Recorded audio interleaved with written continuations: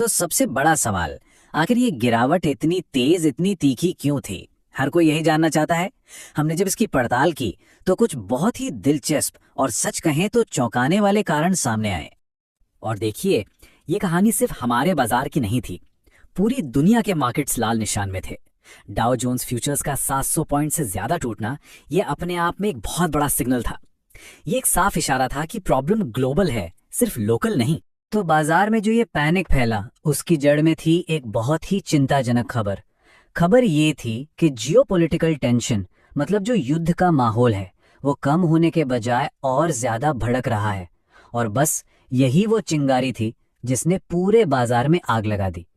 देखिए, ये कोई एक अकेली घटना नहीं थी, ये घटनाओं की एक पूरी चेन थी। कई देशों के बीच हमले बढ़ रहे थे। ईरान की तरफ से अमेरिकी ठिकानों पर हमले की खबरें आ रही थी। दूसरी तरफ इजराइल भी ईरान पर लगातार बमबारी कर रहा था। मतलब कहीं से भी दूर दूर तक कोई संकेत नहीं था कि लड़ाई शांत होगी। और इसी ने निवेशकों के मन में डर पैदा कर दिया।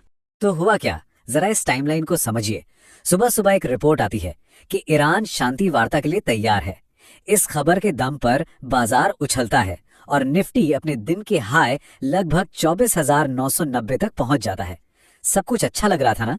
लेकिन फिर दोपहर के बाद ईरान के नेशनल सिक्योरिटी चीफ खुद सामने आकर कहते हैं कि अमेरिका से कोई बातचीत नहीं हो रही। और बस जैसे ही ये खबर आई, बाजार पूरी तरह पलट गया और क्रैश हो गया। सुबह उम्मीद और शाम तक पूरी तरह निराशा। और यहीं पर हमारा विश्लेषण काम आया।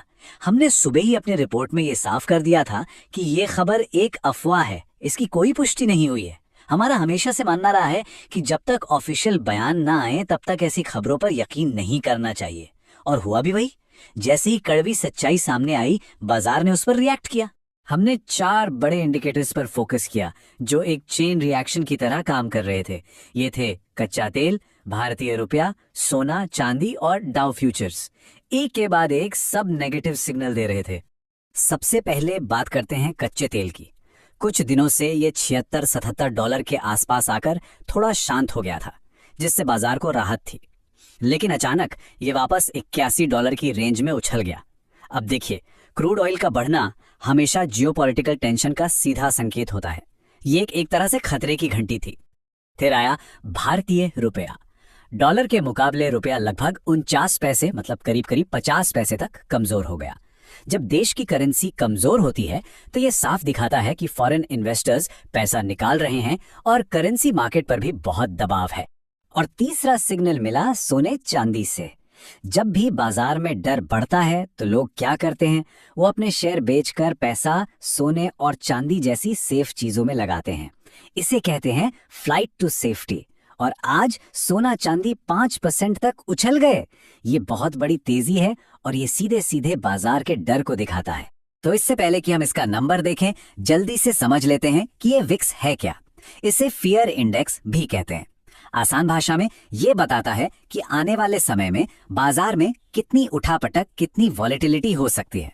अगर विक्स बढ़ रहा है मतलब बाजार में डर बढ़ रहा है। सिंपल। और अब देखिए आज का आंकड़ा। इंडिया विक्स एक ही दिन में 26% उछल गया।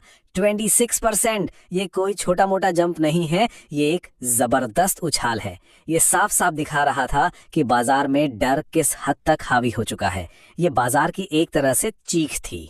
देखिए, समझने वाली बात यह है कि ये गिरावट किसी एक वजह से नहीं आई। ये एक परफेक्ट स्टॉर्म था। एक तरफ जियोपॉलिटिकल टेंशन बढ़ रही थी, दूसरी तरफ एक झूठी खबर ने बाजार को फंसाया और साथ ही इकोनॉमिक सिग्नल भी खराब हो रहे थे। जब ये सारी चीजें एक साथ मिलती हैं तो ऐसा ही बड़ा तूफान आता है।